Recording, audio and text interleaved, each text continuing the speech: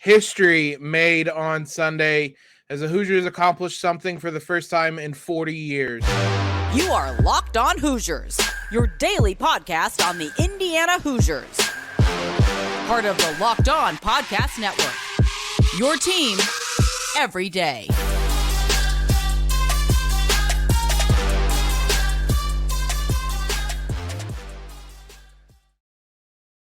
What is up, everybody? Welcome into another episode of Locked On Hoosiers, your one and only daily one-stop shop for everything IU athletics. I'm your host, as always, Jacob. I want to thank you guys for making us your first listen every single day. I want to thank LinkedIn Jobs for being the sponsor of today's episode. With LinkedIn Jobs, you can hire qualified candidates more efficiently by matching open roles with people who have the skills, values, and experiences to help you achieve your 2023 goals. Post your job for free at linkedin.com/lockedoncollege. Terms and conditions apply. Your Indiana Hoosiers women's basketball team are Big Ten champions for the first time since 1983. It took 40 years, but it was well worth it on Sunday, as the Hoosiers had just one of the most picture-perfect days you could have to clinch a share of the Big Ten title is all they have now. We'll talk about some other possibilities, how they can win it outright later on in the show. But on senior day against Purdue, the Hoosiers clinch a share of the Big Ten title. I was in attendance sporting the Terry Morin shirt that the team had on after she became the all-time wins leader. It was a fun day. It was a great day. Assembly Hall was packed. They sold out tickets. Now, not every seat was filled. The announced attendance of 17,000 was how many tickets sold. That being said, there was still at least 15 or 16,000 in attendance, which would have still just shattered the record. So it was a terrific day of basketball. It was hard not to look at the day in kind of a big picture context. There was so much that happened on Sunday. It was such a fascinating part of IU history. That day, Sunday, will kind of be this kind of milestone day in a number of ways for the program. Not just because they clinch a share of the Big Ten title. It was senior day, the final home game of the regular season. Grace Berger, senior day. There's a lot we have to say about her here in just a minute.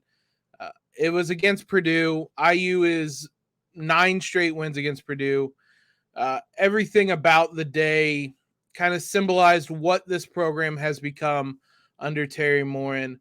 It was a program she took over. I wish I'd looked up the exact stat.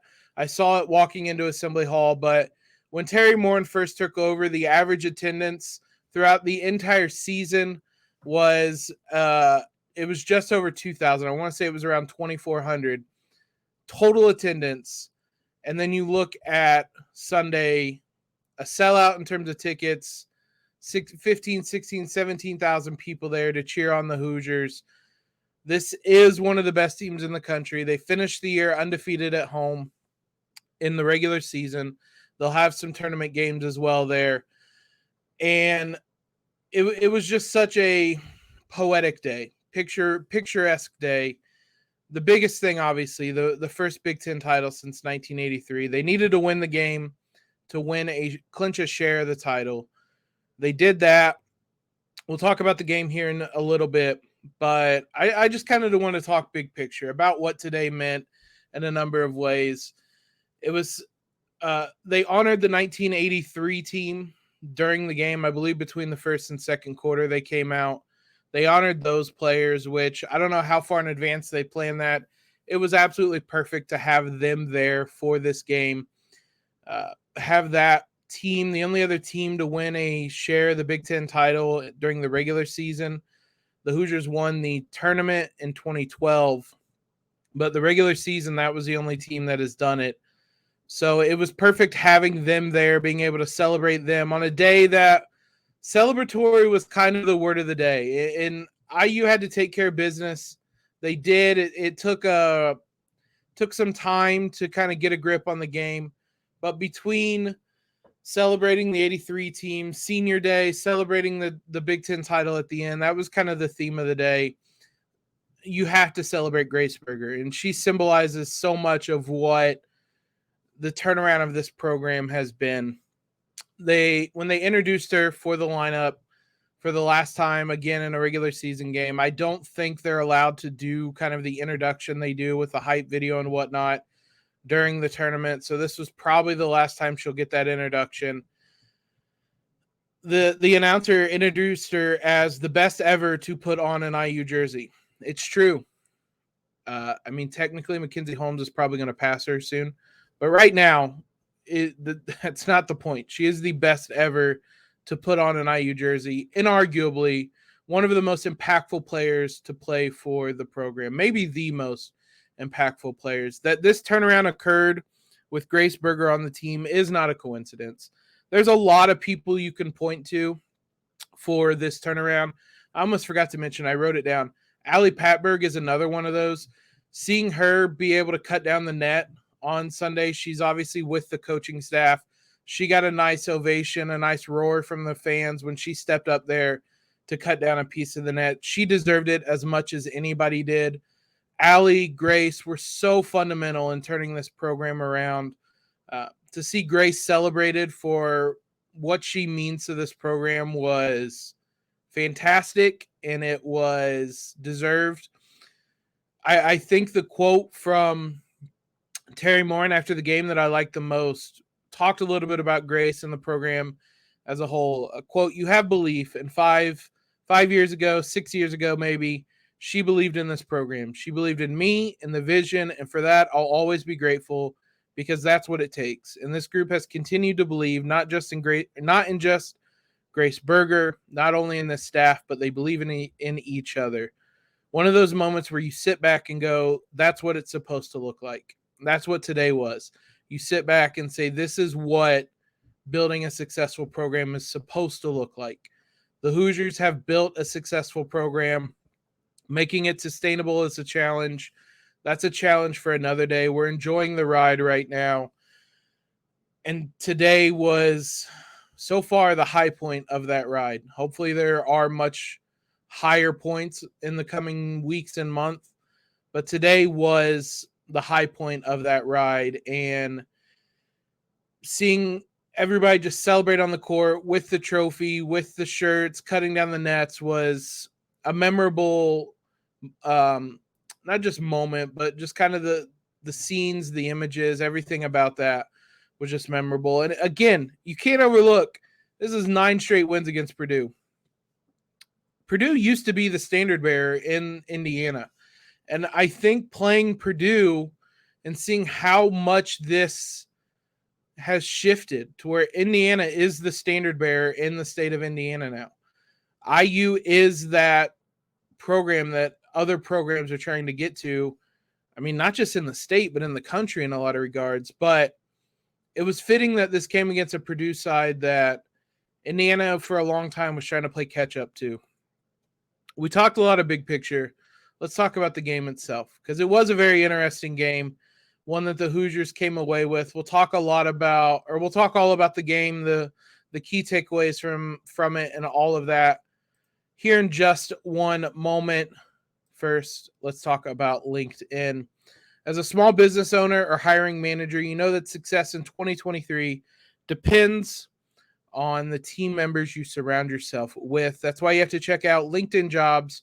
With LinkedIn Jobs, you can hire qualified candidates more efficiently by matching open roles with people who have the skills, values, and experiences to help you achieve your goals. Best part about LinkedIn Jobs is when you create your free job listing there, you can include screening questions to help you filter out the candidates, make sure you're not wasting your time interviewing candidates, and you have all the best qualified people for your job right away. That's why small businesses rate LinkedIn Jobs number 1 in delivering quality hires versus leading competitors. LinkedIn Jobs helps you find the qualified candidates you want to talk to faster. Post your job for free at linkedin.com/lockedoncollege. That's linkedin.com/lockedoncollege to post your job for free. Terms and conditions apply. Big thanks to you guys for making us your first listen every single day.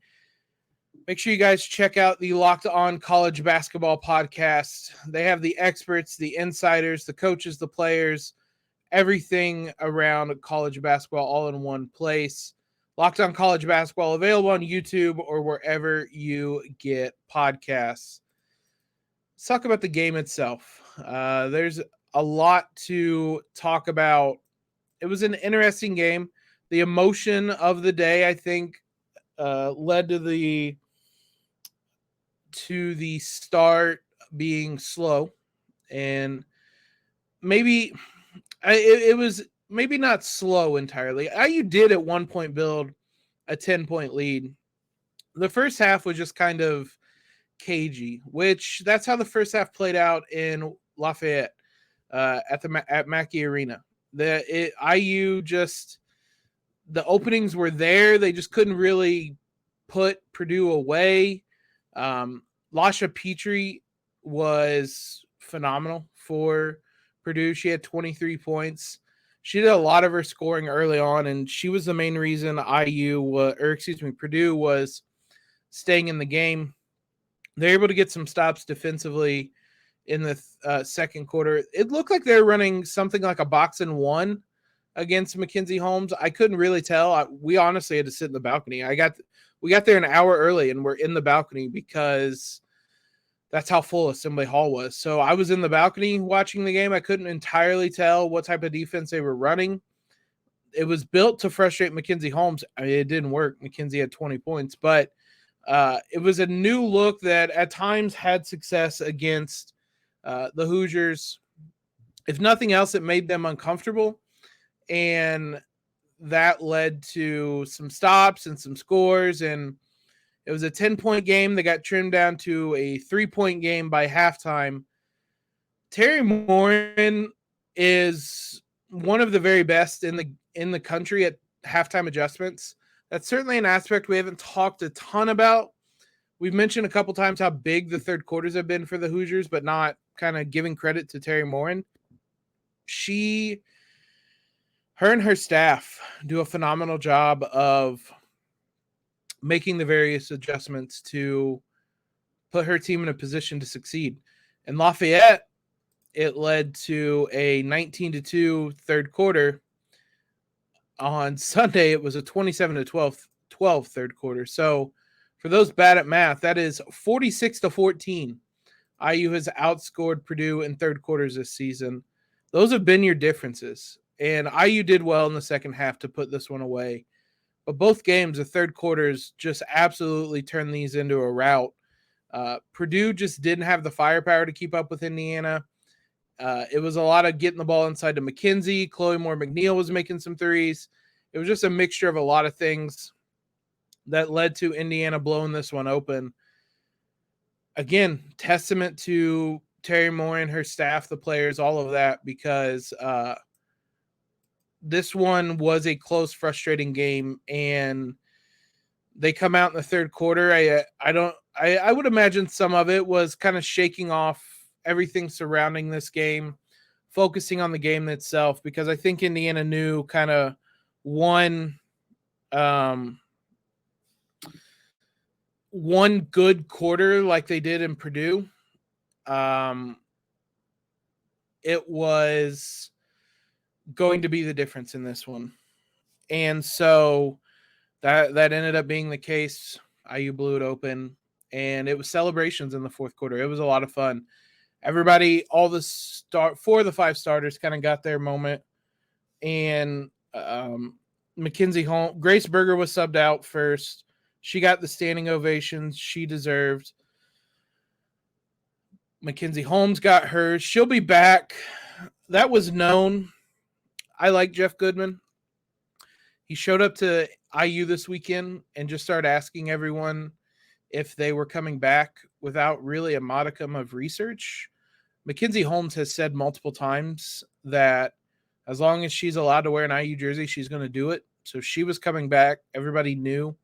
He asked Trace Jackson Davis, and he had been speaking multiple times this year about like this being his last season. So I'll leave it at that. But Mackenzie will be back. She got an ovation, though, for her performance. Sydney Parrish, Chloe Moore McNeil checked out, got ovations. Garzon was the only one who didn't. That's because she came out during a timeout. She'll have a lot of time to get ovations in the coming years. So it was a fun day. Shout out to Alyssa Geary as well. She also took part in senior day. I don't want her to get kind of lost in all this. It probably hasn't been the season that she expected it to be, or maybe IU either.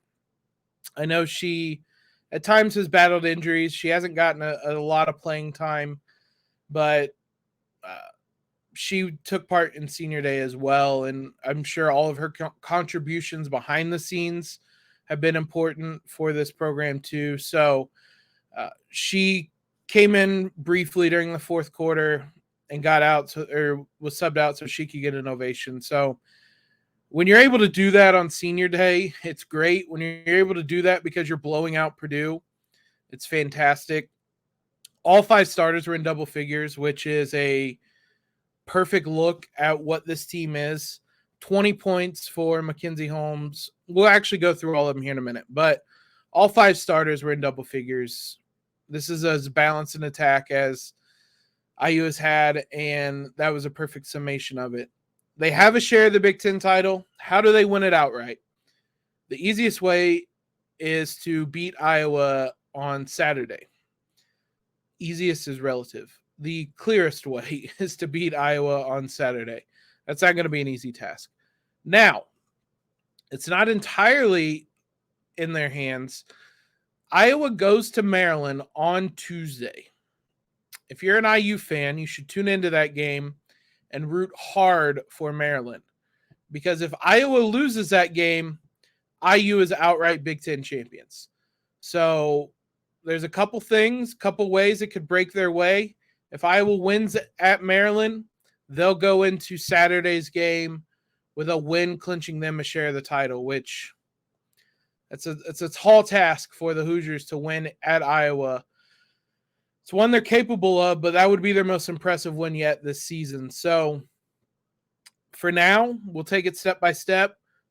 Tuesday, root for Maryland.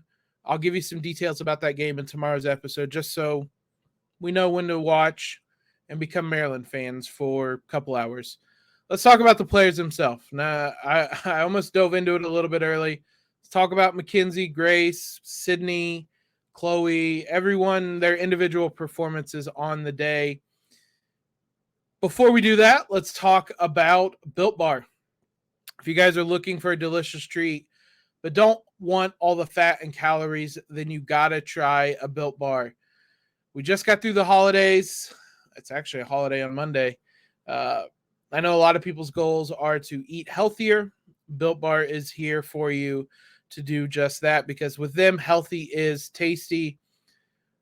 They're covered in 100% real chocolate. They're still healthy for you, still have all those amazing flavors.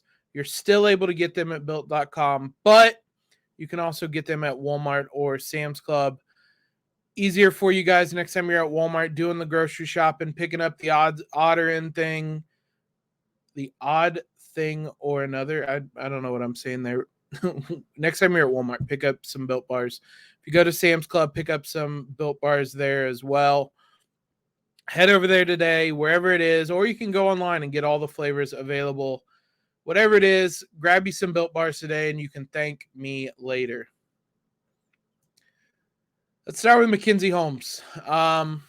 Look, IU has the 2 best players in the Big Ten on the men's and women's side right now. I don't know if either of them are going to win the Big Ten Player of the Year. Both of them have made it a interesting case, and I think I might spend some of tomorrow's episode talking about that. But Mackenzie was phenomenal. 20 points, 7 rebounds, 4 blocks, was 10 of 11 from the field.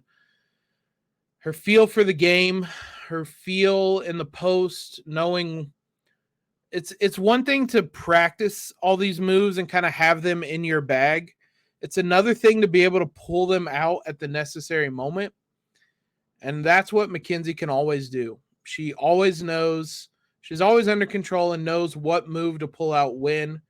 You rarely see her do something where she played right into the defense's hand in terms of a post move. She always has a counter to whatever a defense is doing. I sat here and said they played a box and one to slow her down. She missed one shot on the day. They didn't slow her down. They might have eliminated some of her post touches, but then 5 players scored in double figures. So it clearly, in the long run, did not work for Purdue. Grace Berger was one of 2 Hoosiers to have a double-double.